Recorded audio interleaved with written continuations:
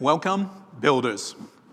Thanks for being here this morning. And I know you're all builders because of the conversations I've had with you all here this week and over the several years that I've been with AWS. And as builders, we need tools to do our job. And our goal, of course, is to run our AI/ML workloads as efficiently as possible. Now, there's an old saying, if the only tool you have is a hammer, every problem looks like a nail. Now, this saying is actually a cautionary tale against over-indexing on using a single tool for everything. And as we know with AI/ML, it's a pretty diverse set of workloads, right? So you want to pick the right tool for the job. Now, I don't know about you, but I love tools, maybe a little too much if you ask my wife. And I would love a tool shed stocked full of every tool imaginable. And so I took to Gen AI, and I figured I would generate an image, and I was thinking, what would a tool shed look like if AWS built it? And this is what I came up with, right? And look at it, chock full of wonderful tools. And if you think about it, it's kind of what we have in the cloud, right? The AWS cloud has a broad and deep portfolio of AI/ML services and infrastructure for running your AI/ML workloads. So our job today is to educate you so you can leave here and make informed decisions about which services, but more specifically, which infrastructure is going to give you the best price performance for your AI/ML workloads. You've got classical ML through to generative AI, different size models, different data types, different business and technical objectives, right? A lot of variables at play. And if you're going to one tool all the time, you're probably missing an opportunity to run some of your workloads as efficiently as possible. So AI/ML uses a continuum of compute. If we look here at the pipeline, and this is a very high-level abstract pipeline, but fundamentally, you ingest data, whether that is structured, unstructured. You need to prepare that data, and this is a super important stage in the process, because if you're going to invest a lot of time and effort in training models, you want to make sure that those models are free of bias and that you're giving as good data as you can into that training process. Oops, didn't mean to click yet. And then you need to evaluate that model. Is it performing as you expected? Were you able to eliminate the biases that you were hoping to eliminate?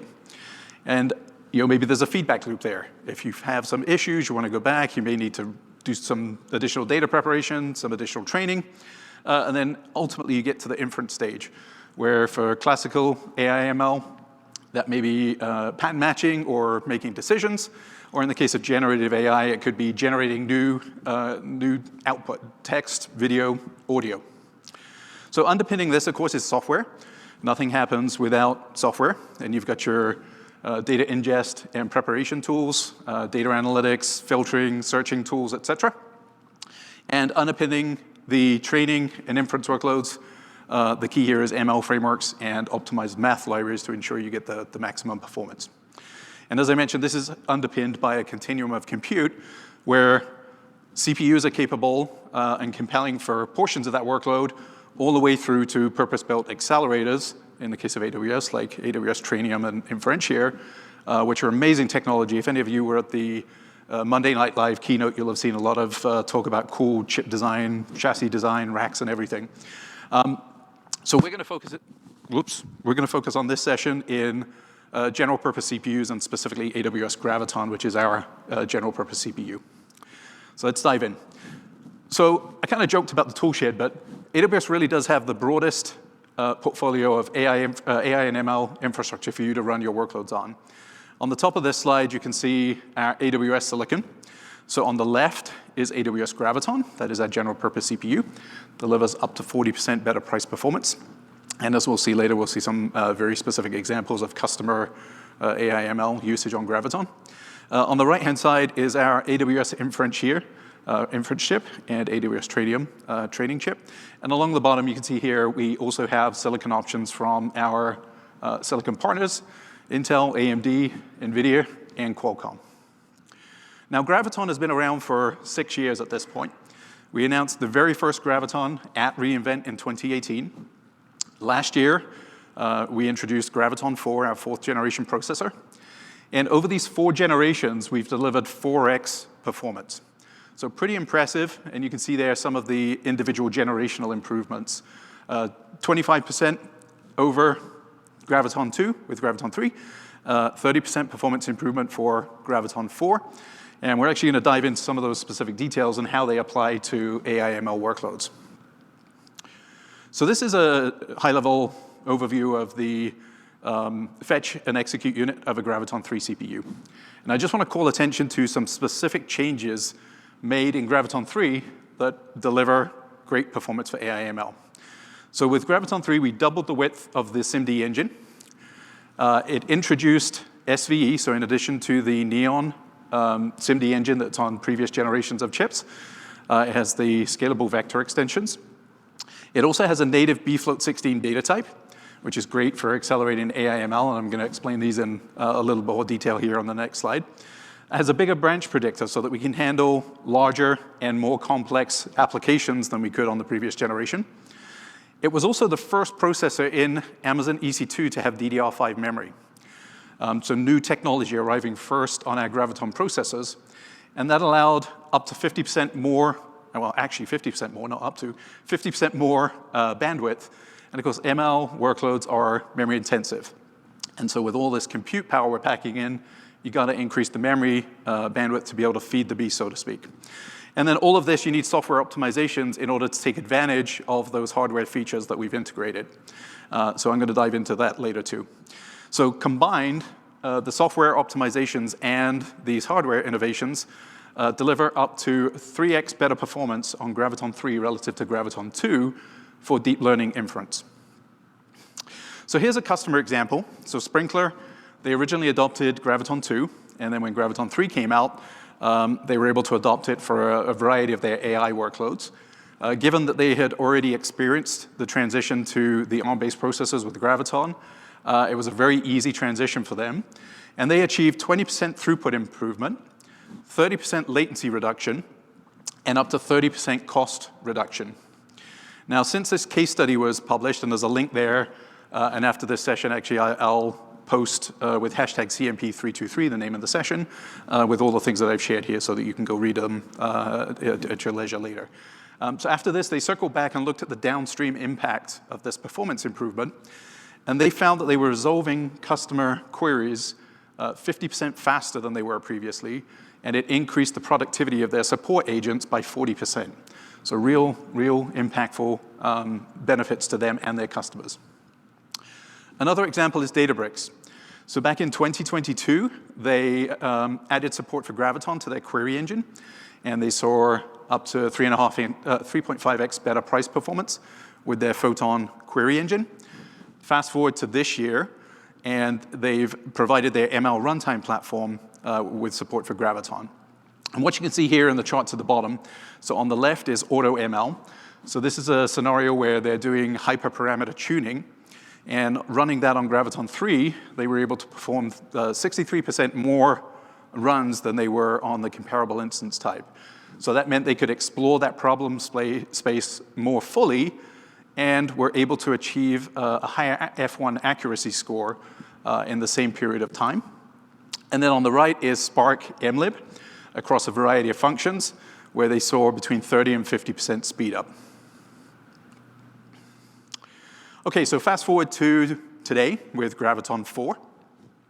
Graviton 4 builds on everything we had in Graviton 3 that I just spoke about. Graviton 3 had 64 cores. The Graviton 4 processor has 96 cores.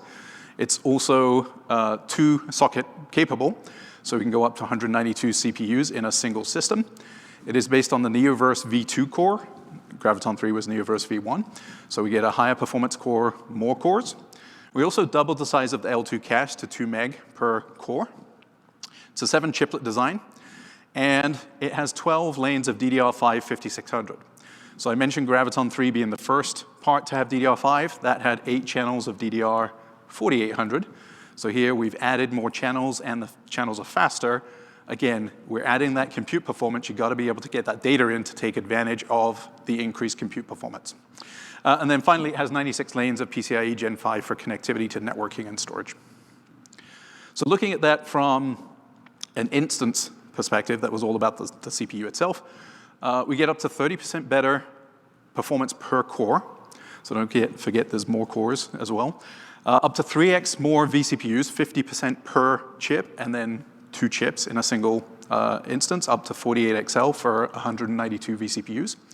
It has up to 6x the memory capacity. We have the X8G instance that was announced earlier this year, has 3 terabytes of memory, and 75% more memory bandwidth from those increased number of channels and the increased speed of those channels. So looking at Graviton 4 performance for ML over Graviton 3, we see a 15 to 28% uplift. And here, I've got a chart showing that across a variety of ML frameworks and features. I'm actually going to come back to this slide a little later because I want to give you a little bit more context on the ML frameworks, and you'll see why this is even more impressive at that point. So I have a couple of quotes here. I'm not going to read the Anthropic one because this is Nova, and Nova is going to be talking to us here shortly in great detail about this. And the DataStax. So DataStax has been running their AstraDB service on Graviton 3 for some time. They were able to achieve significant throughput and performance benefits and cost savings. And that investment they made in adopting Graviton 3 meant that they were seamlessly ready to adopt Graviton 4 when it became available. So they tested on Graviton 4 and had a seamless path to further boost performance and price performance. Okay, so what instances are powered by Graviton 3 and Graviton 4? Because those are the 2 generations of processors you're going to want to be looking at for AI/ML. So everything in our 7G family, so 7 is the 7th generation. G is the designator for Graviton, so if this was 7i, it would be Intel. If it was 7a, it would be AMD. We have CMR7G, so we have compute optimized, general purpose, and memory optimized. And then our 8th generation is Graviton 4 based, so everything 8G. And there we have 5 instances, so as of Sunday, we just introduced i8G.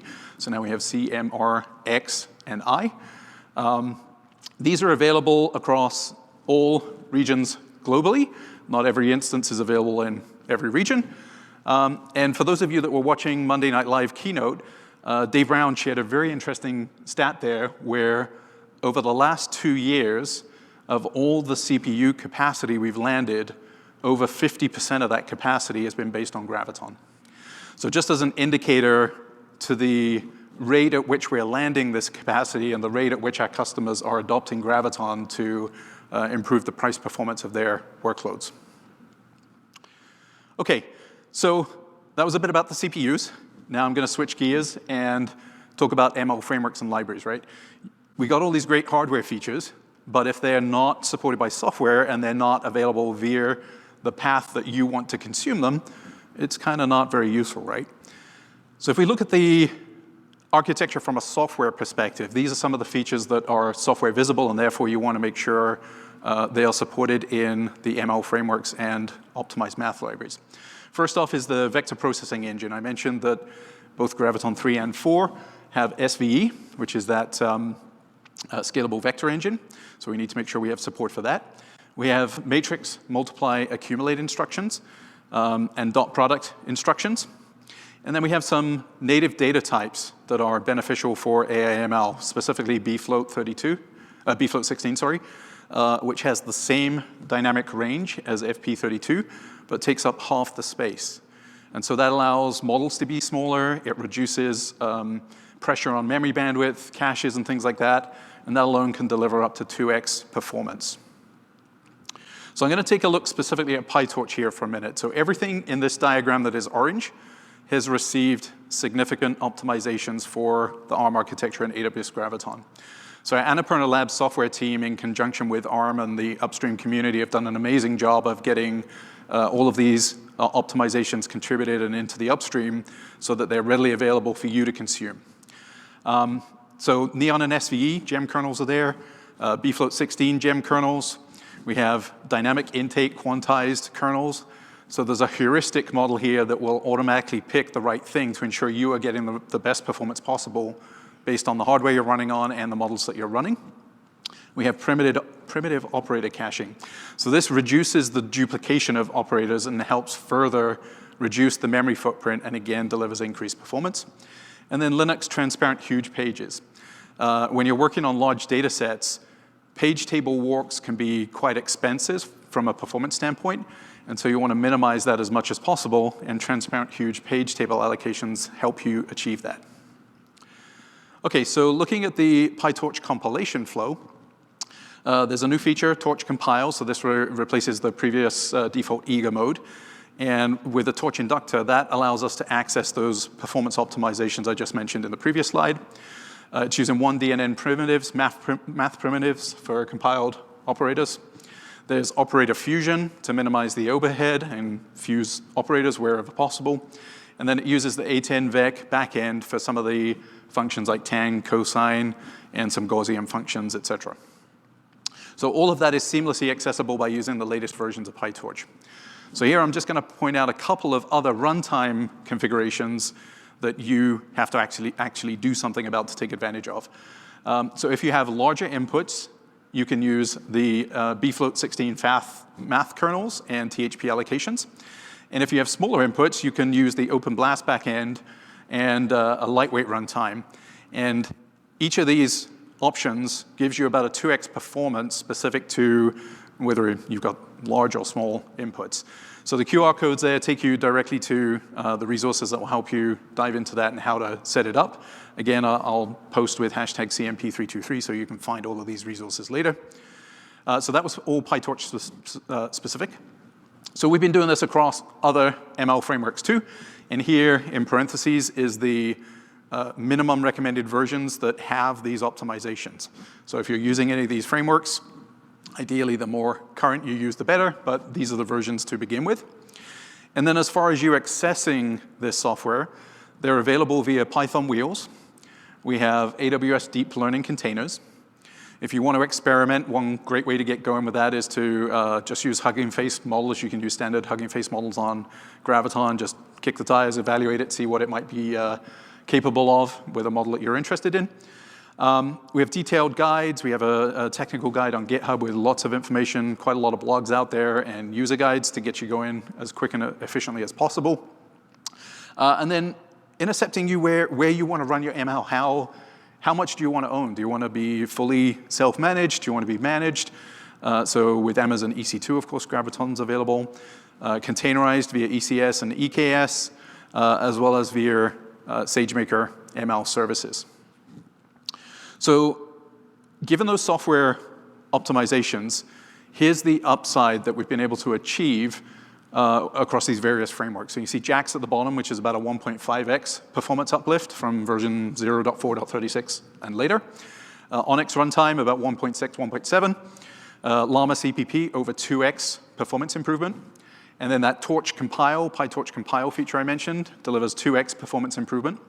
And collectively, between version 1.13 and the 2.0 series of PyTorch, we've seen a 3.5x performance improvement from the software contributions that have been made. So you can see here, all of the popular frameworks are optimized and ready for you to use out of the box. So I said I was going to circle back to this slide. The reason is Graviton 4 is building on all of those performance uplifts that I just mentioned. So between 1.5x and 3.5x from the software contributions, that was all on Graviton 3. And then Graviton 4 takes that up by another 15 to 28% over and above what we had in the software optimizations. Alrighty, so that was the ML frameworks and libraries. And now I'm going to hand over to my colleague Sheng Sai, who's going to talk to us about Gen AI, text generation, retrieval, augmented generation, and data ingest and preparation. And then we'll hear from Nova from Anthropic. And then I'll come back and wrap things up. So thank you. Thank you, Jeff. Hi, everyone. I'm Sheng Sai. So for the following sections, I will focus more on the generative AI part about inference workload. There's going to be three sections. So I will first get started with generative AI inference workload, focus on the next token generation. Then I will talk about vector database, which is very crucial for today's generative AI world. And then I will talk about AI/ML challenges that we're having in data ingestion and data preparation. And we will bring up Nova to talk about how they're using, how Anthropic is using Graviton to tackle those challenges.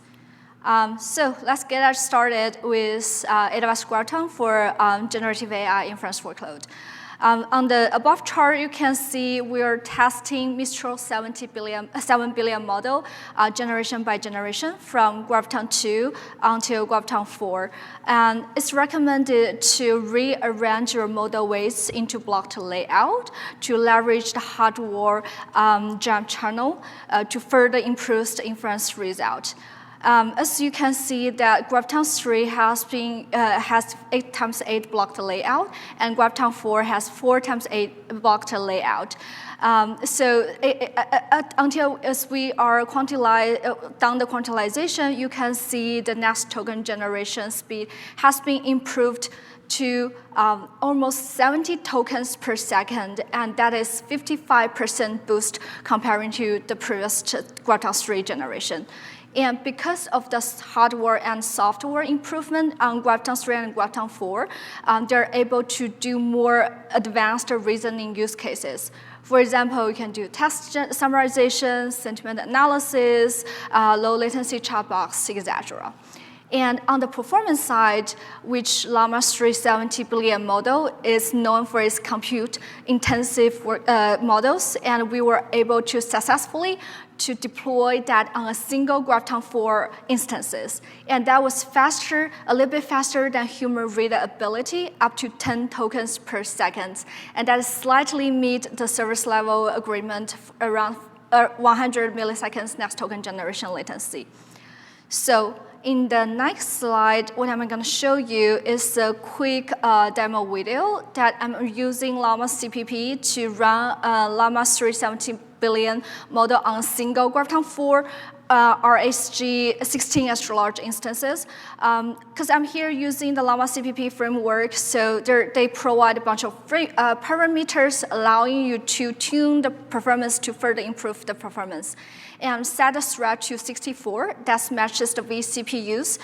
When I click Start button, I would suggest you to follow along with the videos to see how fast the token can be generated, if that was actually speed up, meet your readability. So let's get started. When you start with print out a bunch of metadata and system information. And followed by that, it start doing the prompt and generate the next token generation. And in the bottom, it will have a result of the benchmark we have been done. And if you can see at the bottom, it's showing 9.55 tokens per second. Just remind you, that's running on single RAG 16 extra large instances. Very impressive. All right, so the next part I'm going to talk about is the vector data store, which is very crucial for today's generative AI workload, especially to retrieve augmented generations. So what is vector data store? The embedding model is going to take structured and unstructured data, encode them into vectors, which captures the meaning and the context of an asset. Then the vectors data store is able to index, retrieve, and store index vectors as a high-dimensional points. And then it adds additional capabilities that allowing people to do the faster lookout at the nearest neighbor of n-dimensional space. And because the vector data store are able to do semantic similarity search, which is faster than traditional keyword-based search to find the relevant information. Because of that, the vector data store usually gonna require more higher memory bandwidth. Like what Jeff has mentioned before, Graviton instances has been improved at generation by generation, with the DRAM has been improved from DDR4 to DDR5, and we also increased the channels as well for faster vector retrieval and comparison. Besides that, we also have improved L2 cache per core as well to further reduce the latency for frequent access to vectors. SVE, we just mentioned a couple of times, which is very important, especially for Graviton 3 and Graviton 4, to accelerate vector comparison and similarity calculations. PCIe support, we have improved that from generation 4 to generation 5 for fast I/O and for storage and networking. And also the nearest course, we have also added up the number of the course as well, besides improving the series. It's gonna be overall improving the CPU optimizations and also increased parallelizations for vector operations. Cool. You can run your self-managed vector database on AWS EC2 instances, but AWS also provide wild selections about managed services that you can run, which has the vector DB capability with Graviton support. I will take Aurora RDS as an example right here, so which has the PG vector support, and it was able to scale up to 1 million vectors and 64,000 dimensions.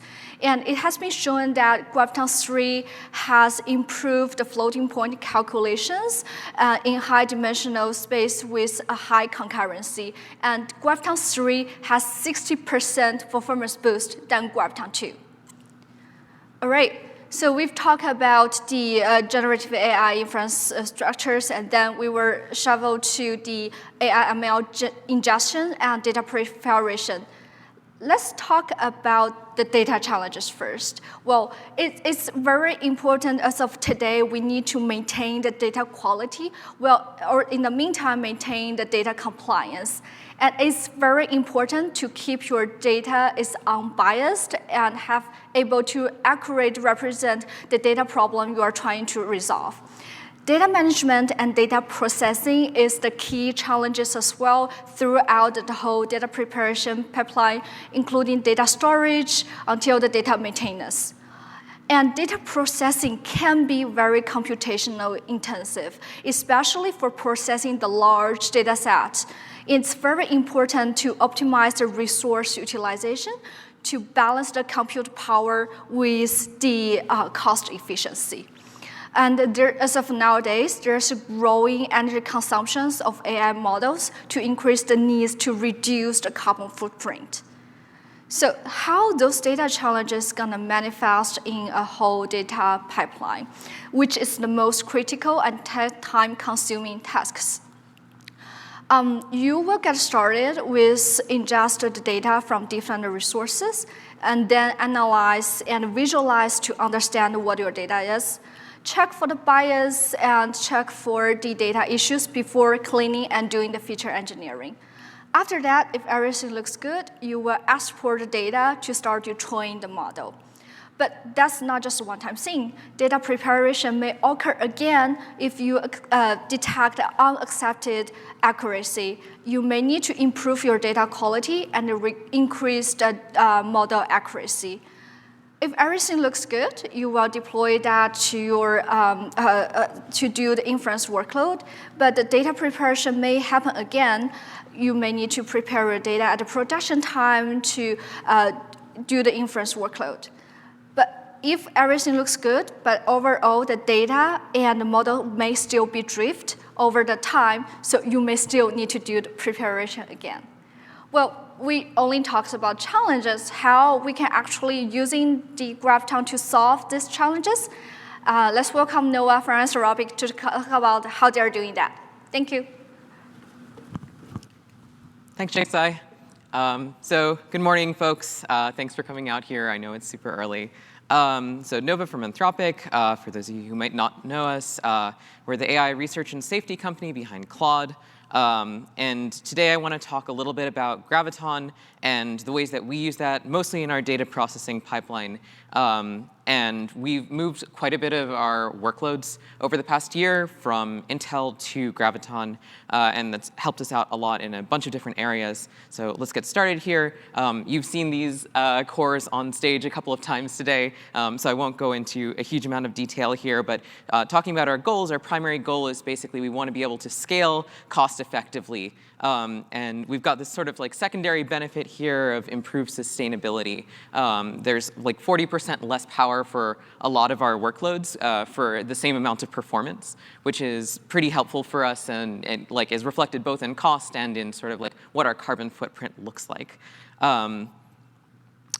And just kind of going broad here for a second, if your workload's on AWS, you can optimize with Graviton. We use a bunch of different instance types here. We talked about a couple of different families. For our general purpose workloads, we use these M7GD4XL, which is a mouthful, but it's the sort of standard class instance, the small ones, Graviton with disks. This is really nice for I/O-bound workloads. So things like downloading and HTML processing.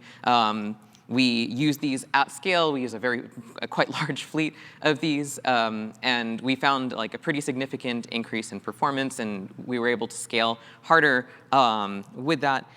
High performance computing, we use these C7G XLs, and you might go like, oh, that's a pretty small instance. Why are we talking about high performance here?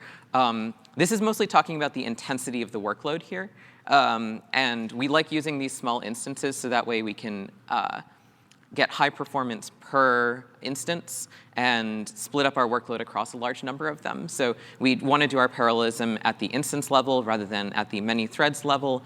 This works pretty well for us for things like link extraction. So we might do some pre-processing, and then we might do some extraction or requeuing. And then we use a lot of R8G48XLs for our memory-intensive workloads. And we'll talk a little bit about what those look like. But a common one of those is we use a lot of Spark. And so we do big shuffles. And R8G48XL is a very good instance type for that. We also use Carpenter for provisioning different instance types. I talked about these families because these are sort of our workhorse like instance types, but we do use Carpenter for flexible instance provisioning. So if some size is not available, or if it seems like we're going to be able to pack better into a smaller number of instances, Carpenter does a great job of doing that. And this is talking a little bit about our like sort of ingest and data processing pipeline. When you're training your model, you want to take a large amount of text, and then you want to take that text and turn it into tokens, which are going to be floats or something like that. And this is kind of the process by which we take that data, shuffle it, filter it, chop it, get it somewhere. And let's just talk a little bit about scale, because we like to talk about scale. It's Anthropic. Last year, we were doing things like petabyte scale dedupe runs across our data, which we could process in 4 to 5 days on a large number of I4I instances. And this year, we're doing a little bit better. We've scaled up somewhat, a little bit, 200 petabyte data sets. And we've also decreased the total time to do that. That's partially being able to scale the total number of instances, which is a software thing. But it's also that these instances are more powerful. And moving from I4I to these 8th generation instance, 4th generation Graviton, has been pretty pivotal in making that work for us. And to give you a sense of sort of the impact here, when we're doing shuffles, when we're doing filters, when we're doing these kind of end-to-end data pipelines, that's an iterative process for our researchers. So when you're doing data research, you have to do an experiment and then wait, and then do another experiment and then wait. And you can pipeline that a little bit. There's lots of parallelism strategies, though humans aren't that good at them. And being able to cut down the experiment iteration time from 4 to 5 days to 1 or 2 days is pretty significant for us. You're able to do a lot more than you could otherwise do. And especially when we find things like a mistake in a pipeline, it's relatively simple for us to say, OK, we're just going to take the day and we're going to rerun the entire thing. And doing that at like 200 petabyte scale is a very nice thing for us. You came here to hear about sort of like what does it take to actually do this in your workloads. We've heard a lot about sort of like places where batteries included. Here are some places where you might want to be able to do some work to integrate this into your day-to-day sort of DevOps and other practices. So let's talk a little bit about sort of Docker build pipelines and things like that. We talked about containerized environments. We use Carpenter for instance management here, and we sort of just dump these into our fleet. We have a new kind of node pool, which sets the architecture to ARM64, and we look for a particular generation and a particular size. So in this case, this is like our R-class provisioner, and so we're looking for like instances that are over a certain size for efficiency. We want to have a single provisioner for different instance types, so that way we can understand our workloads by workload type rather than by the substrate type. So we want to be able to say, we want this CPU and this memory for this workload, and then have Carpenter take care of the rest, which is pretty helpful. This is sort of what a Docker build pipeline looks like for us. Previously, we kind of went all the way like directly through, and now we sort of split out in the middle into an x86-based runner and a Graviton-based runner. So we build Docker in Docker with BuildKit. And we've got a build and push, and then a test. And then once you've gotten those together, you can build and push this multi-architecture manifest. The reason that we go multi-architecture here is because we still do some stuff on Intel, and we want to have the flexibility to pick the right to pick the right shape for the job based on availability, based on spot, based on things like that. And so to combine Graviton and x86 within the same workload, we use a unified image for that. And on Spark, this is relatively easy to do because everything's Java-based, and you've got a JVM. This is sort of what that looks like in practice. You kind of launch some stuff into our cluster. We use Ku as this is an internal tool for us, but we launch these things with a particular repo. And then at the end of the day, you kind of manifest create with your ARM64 and your x86 pushed images into one manifest, and your kubectl run should just work, which is pretty nice. I thought that this was going to be a harder process, and it was not. Let's talk about some like details around sort of what microarchitecture stuff we've done and very the object level things that we needed to do to get the best performance out of this. We run on Python, but we also run on Rust. We love Rust for stuff like text processing and link extraction and other IO-intensive operations here. Make sure that you're enabling large system extensions in your Rust code. Most of this kind of comes for free when you target a particular CPU. In this case, I'm talking about targeting the Neoverse N1 approach, which got us a 20% speed up, kind of for free. But you can also target Neoverse N2. We also moved to Amazon Linux 2023 for SVE support in the kernel. Previously, we were running on Amazon Linux 2, and your SVE support is not going to be there. So make sure that you're using an up-to-date AMI to be able to get the performance that you're looking for here. So that was a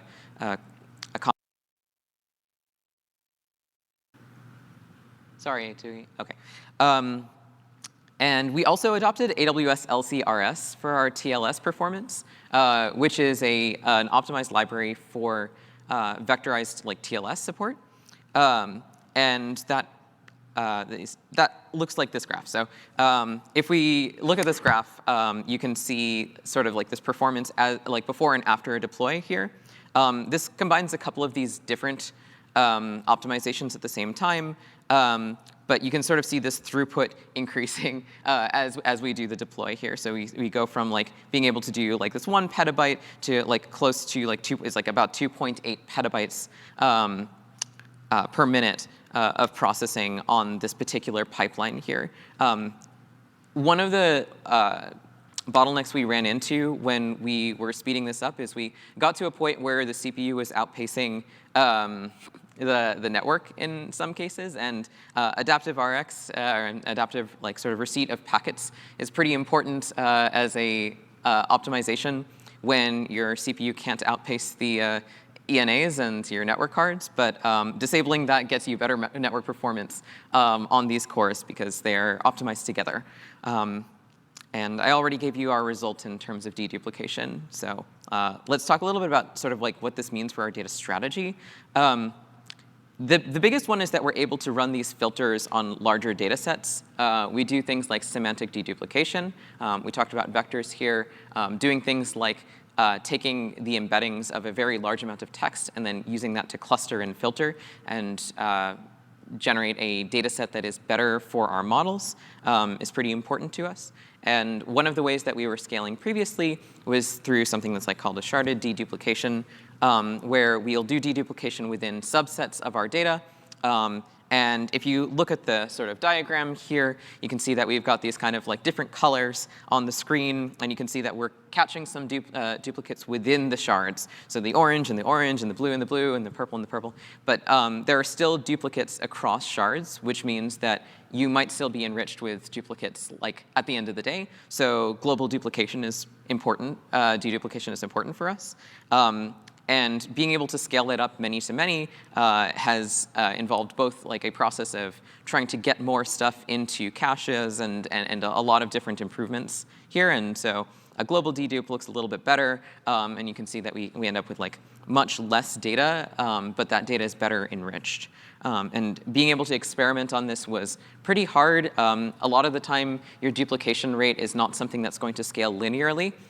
With the amount of data, it's going to scale in some very weird way with the amount of data, and depending on where you got it from. So being able to experiment at the full scale, at the like tens of petabyte scale, is pretty helpful for us in making better models. And this is reflected in things like 3.5 Sonnet. Let's talk a little bit about sort of like our workflow adaptations. One of them is we transitioned from a Docker-based build process where it was pure Docker to a Nix-based build process. So we want to be able to compile everything in our workflow to take advantage of the system architecture optimizations. And one of the changes there was moving from using packaged software to build everything on the instances that you're going to use them on. And this was pretty easy with Nix, so we moved to, instead of having a Docker file that has a list of apt installs in it, we moved to a Nix file that has a list of package declarations in that. That was pretty straightforward, mostly just changing the target for the CPU there. So that way the compiler picked up everything that we needed. That got us a boost. I'm not going to quantify that one. There were also some software updates for our architecture. We use JAX a lot internally, and JAX ARM support was not something that was there on the version of JAX that we were using. And so we had to take a process to update our version of JAX to make sure that that was available in our new image. And we also ran into some workloads that would not run on ARM. I'm not going to name names for that particular piece of software, but we ended up putting architecture-specific node selectors as a thing in our workflows. We were pretty used to sort of just broadly assuming that anything can run on any node of the cluster. And putting architecture-specific node selectors on things where you know that you need some kind of like Intel math extension or something like that for some terrible reason is useful. And so it's something to look out for, especially when you have legacy software that's around. Let's look at some other numbers here. So my numbers are maybe not as dramatic as some other numbers that we've seen on stage here, but a 20% per core savings at the hundreds of thousands of core scale is like pretty big for us. And we're seeing like 30% less power usage per core. That translates both into like those bottom line savings, our carbon footprint, and it also translates into better performance overall. One of the biggest frustrations that we've had with like various other chips is thermal throttling. If you dump a lot of power out into the CPU and it turns into heat out the CPU, then you can have your single core performance suffer. And we haven't run into these thermal throttling issues with Graviton 4, and that's been pretty helpful for us. We care about the sustainability a lot. While we're scaling our research, we care about doing this in sort of like in a responsible way, pursuing these kind of like very ambitious projects to build these really big models in a way that doesn't proportionally or linearly sort of increase those costs or environmental impact. Let's talk about a couple places where Graviton shines. One of them is this like large core count, which is beneficial for embarrassingly parallel workloads. So shuffles, filters. These are things where you can really benefit from having hundreds of cores, including in the same domain. One of the, we talked about scaling sort of out. Let's talk about scaling sort of up here. One of the things that we like about these large CPU instances is that we can keep the chunk size for some of our workloads like shuffles bigger, which means that we can do more of the work within the instance, so we don't have to go out of instance for those networked operations. That's something that's a nonlinear increase, and so when you can use the bigger instances and when you can take advantage of that, it's definitely worth it. That's one of the reasons that we like X8G, for example, because it's a high memory instance with Graviton and with these like large cores. And these improved network packet processing capabilities, which is a mouthful for, it's just a lot faster to it's easier to get better performance out of the network card because of end-to-end optimization with ENAs, so your network adapters, and EFA as well. This is important for getting better out-of-the-box performance without having to do as much performance tuning. We're able to get pretty good performance out of ENAs on other kinds of CPUs, but Graviton kind of just works, which is pretty helpful for us, especially for distributed data ingestion. And I'll talk a little bit about sort of like some of our future plans with Graviton. So one of the things that we're excited about, and will hopefully be upcoming for us, is that we're interested in accelerator-based Graviton instances. So right now, today, we use a lot of P5. We use Trainium, and those we aren't able to take advantage of the same processor-level optimizations there. So we do still sort of incur the optimization costs today because we have this mixed fleet. We're excited to see Graviton sort of enter our fleet more broadly and to be able to sort of phase out some of the other things that we work with. We also want to migrate more of our core infrastructure to C7G and C8G instances. Part of that is for just kind of consistency, but it's also better performance. So one of the things, like as I was thinking about this talk last night, is we migrated some of our Prometheus stuff because apparently that's what I'm doing at 1 a.m. From our C5 Intel instances to C7G, and we saw an increase in performance on the write-ahead log replay pretty significantly. And this is important for us because we've got extremely large clusters, and the write-ahead log in Prometheus is a beast and is one of the reasons why we can't always restore our observability if a single instance goes down, and it's one of the reasons we don't use Spot for those workloads. We want to be able to use Spot for more things, and so this is going okay, according to me at 1 a.m. before this talk. But we want to move more of our core infrastructure to this. There are a lot of other use cases that we have that are pretty standard CPU cases. And as we migrate more of our Docker images to multi-architecture, we expect those to help out here. And let's just talk about sort of like, what should you guys do here? I mean, I think the biggest thing is like you should try it out. I think this is worth it. I think that doing a multi-architecture image is not that hard if you're working in interpreted languages. And if you're not working in interpreted languages, if you're working in something compiled, consider using Nix and seeing if you can do a multi-architecture build that way. Declaring that build process was surprisingly not that hard for us. Make sure that you develop benchmark workloads. So we've been through this process for, we've done this a couple of times now, where we try and adopt a new instance, and then sometimes we're not sure whether it works. Is it working? Is it working faster? What does that actually look like for you? Make sure that you've got some kind of benchmark workload. For us, this is a shuffle operation, which I've talked about a couple of different times, where we take a set of data that we already pre-know is going to take a specific amount of time, and then rerun that workload. This makes it easy to figure out like what the best instance type is for you. Watch out for instance sizing and memory ratio differences. One of the things that you can run into problems with flexibility here is that you might pick your workloads based on like pure CPUs, and the memory ratio might be different. So staying within the family helps you with getting that right. So make sure that you're at least specifying like an instance family selector if you're doing something like Spark, where like memory is going to be a bottleneck for you. And pay attention to your build and deployment pipelines early in that process. It's going to be the thing that is going to be the kind of like last mile there. I think that the performance optimization stuff I talked about today is cool. There's a bunch of things you can do there. We followed this sort of best practices guide from from Amazon for Rust and for Graviton, and that worked pretty well. But the thing we actually spent probably the most time on was getting this build process right. So make sure that you're thinking about that and getting your teams involved early in that process. And don't underestimate the importance of monitoring and observability during that transition. That's something where, when I mentioned that there were those node selector problems, one of the things we ran into was not noticing that those weren't scheduled for a while until that became an issue. Yeah, and I'm going to pass it back to close us out. And I'll be around for questions after the session. Thanks. Wonderful. Thanks, Nova.